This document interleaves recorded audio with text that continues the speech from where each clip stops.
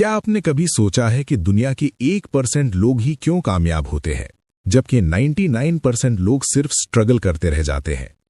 क्या फर्क है एक साधारण इंसान और एक लेजेंड के बीच? फर्क किस्मत का नहीं है, फर्क मेहनत का भी नहीं है। फर्क है उस स्टेट ऑफ माइंड का जिसमें वो अपने दिन को खत्म करते हैं।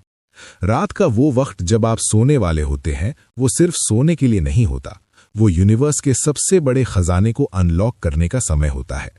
आज जो मैं आपको बताने जा रहा हूं, वो आपकी जिंदगी का सबसे बड़ा टर्निंग पॉइंट साबित हो सकता है। ये कोई साधारण मोटिवेशन नहीं है, ये वो एंशिएंट साइंस है जिसे हमारे वेदों में और उपनिषदों में छुपा कर रखा गया था, ताकि इसका गलत इस्तेमाल न हो सके। लेकिन उससे पहले मैं चाहता हूं कि आप एक सिचुएशन को इमेजिन करें। उस इंसान के बारे में सोचिए जिसने अपना सब कुछ दांव पर लगा दिया, जिसने दिन रात एक कर दी अपने सपने के लिए, पसीना बहाया, रातों की नींद हराम की, लेकिन अंत में हाथ क्या लगा? सिर्फ फेलियर। वो रात को अपने बिस्तर पर लेटता है और छत को घूरते हुए सोचता है कि आखिर कमी कहाँ रह गई। उसकी आंखों में आंसू हैं, लेकिन वो रो नहीं सकता, क्योंकि उसे अपने परिवार के सामने स्ट्रांग बनना है। वो अंदर से टूट चुका है। उसे लगता है कि शायद भगवान या ये यूनिवर्स उसके खिलाफ है। क्या आपने कभी ऐसा महसूस किया है? क्या कभी ऐसा लगा है कि आप चीखना चाहते हैं लेकिन आवाज नहीं निकल रही? अगर आपने अपनी जिंदगी में एक बार भी इस हेल्पलेसनेस को, इस दर्द को महसूस किया है, तो अभी इसी वक्त कमेंट बॉक्स में जाकर टाइप करें आई फील इट, क्योंकि आज का ये सेशन सिर्फ उन्हीं लोगों के लिए है जो इस दर्द को अपनी सबसे बड़ी ताकत में बदलना चाहते हैं। मैं चाहता हूं कि आप अभी कमेंट करें ताकि आप यूनिवर्स को ये सिग्नल दे सकें कि आप अब बदलने के लिए तैयार हैं। आज हम जिस तकनीक के बारे में बात करने जा रहे हैं, उसे मॉडर्न न्यूरोसाइंस में स्लीप प्रोग्रामिंग कहा जाता है, और हमारी प्राचीन संस्कृति में इसे योग निद्रा और स्वप्न साधना का नाम दिया गया है।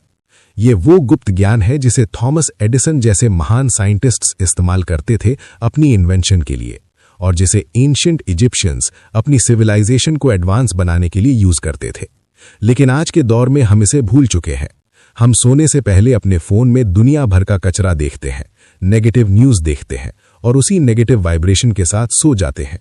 फिर हम शिकायत करते हैं कि हमारी लाइफ में कुछ अच्छा क्यों नहीं हो रहा। याद रखिए, सोने से पहले के वो 2 मिनट आपकी पूरी जिंदगी को कंट्रोल करते हैं। अगर आपने इन 2 मिनटों को काबू करना सीख लिया, तो दुनिया की कोई भी ताकत आपको सफल होने से नहीं रोक सकती। हमारे शास्त्रों में कहा गया है कि जो ब्रह्मांड में है वही पिंड यानी शरीर में है।